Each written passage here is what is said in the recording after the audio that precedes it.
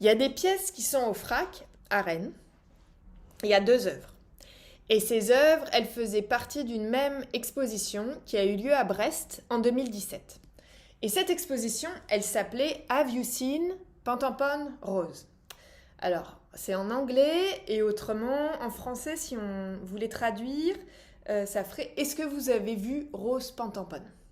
Alors, je vais vous montrer quelques images de l'exposition, comme ça vous allez avoir une idée un peu plus précise.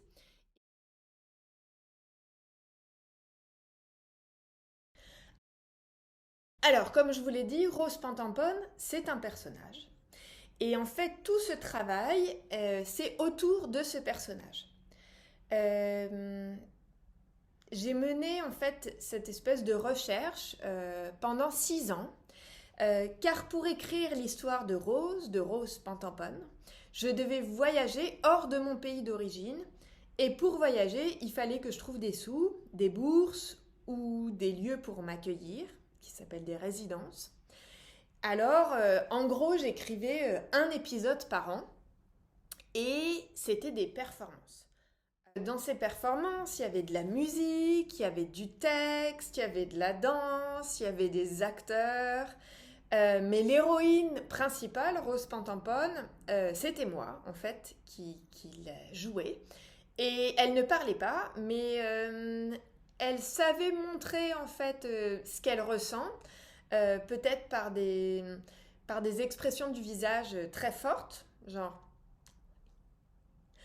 ou alors par des danses. Donc je vais vous mettre un extrait vidéo maintenant. We are both. I come to this reality. You came for a dream, a time ago, a long time ago. A dream of nowhere. Now,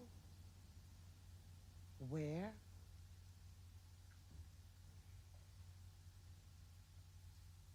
And now, the first song of Rose Pentampon.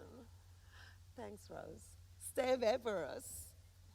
Rose Pentampon is not a trip, is not a song, it's a marriage. Parce que, en fait, la question aussi, c'est de savoir, voilà, comment on fait passer des messages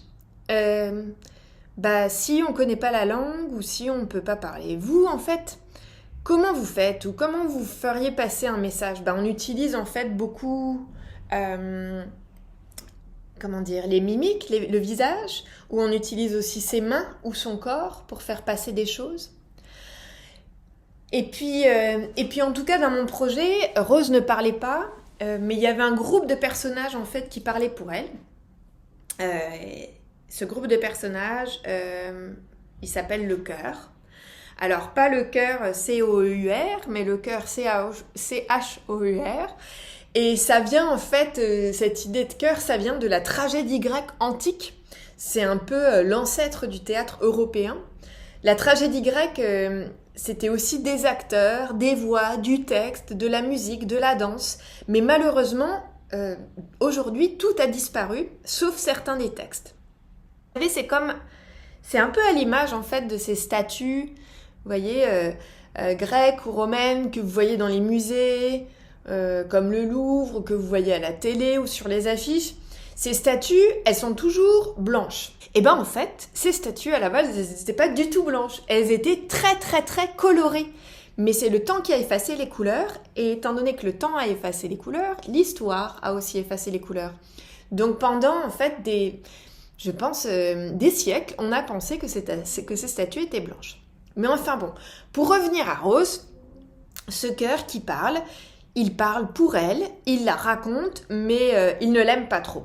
Et puis, dans le dernier épisode de cette histoire de Rose Pentampon, eh bien, les personnages qui parlaient pour Rose Pentampon, ils disparaissent.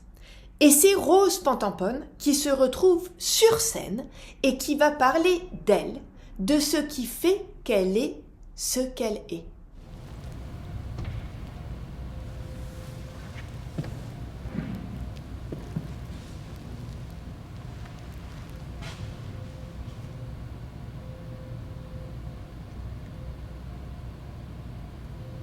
I was born at the beginning of the 80s.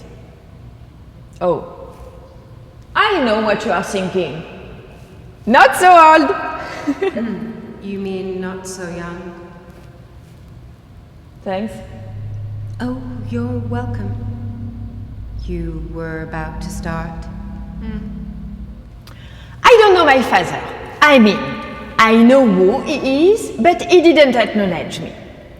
My mother raised me alone, but she had friends, my aunt, my... Mais l'idée en fait, c'est que quand Rose Pentampone se raconte, elle n'est pas là pour se raconter elle, mais pour raconter des histoires. Des histoires qui sont en fait des histoires communes, des histoires où les gens peuvent se retrouver. Hein, on peut tous se retrouver en fait dans certaines histoires, dans l'histoire des autres. C'est pour ça qu'il y a certaines histoires qui nous touchent plus ou moins. Alors Rose, elle se raconte, mais elle se raconte pour parler aux gens et pour que les histoires résonnent avec d'autres histoires. Car se souvenir et raconter, c'est important.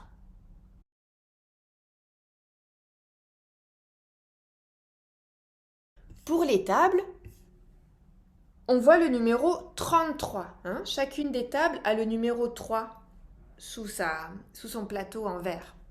Le numéro 33, en fait, ça a été un chiffre fétiche dans mon travail.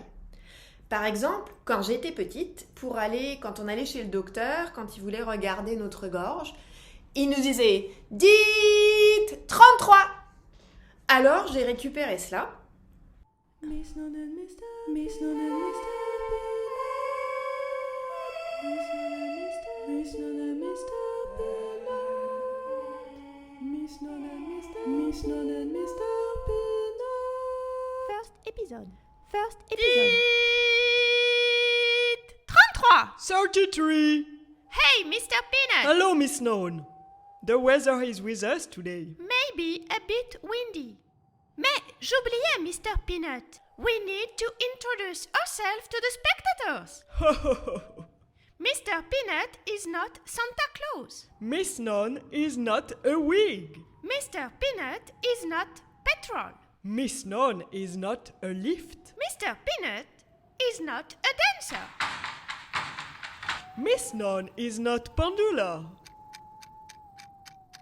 Mr. Peanut won't fly away. Miss Known. I told you, it's a bit windy today. But, Mr. Peanut, do you know the unknown? Miss Non et Mr. Peanut, c'est un film d'animation qui fait parler une perruque et une cacahuète. Bon, ça peut paraître un peu bizarre. Et le 33, donc, il apparaît dans Miss Non et Mr. Peanut, ce film d'animation, mais il apparaît aussi dans d'autres histoires. Le personnage que je crée et peut-être à moi-même vous aura intéressé. Maintenant, je pense qu'il est peut-être temps de commencer le workshop, donc je vais passer à une autre vidéo pour vous expliquer comment on peut travailler ensemble.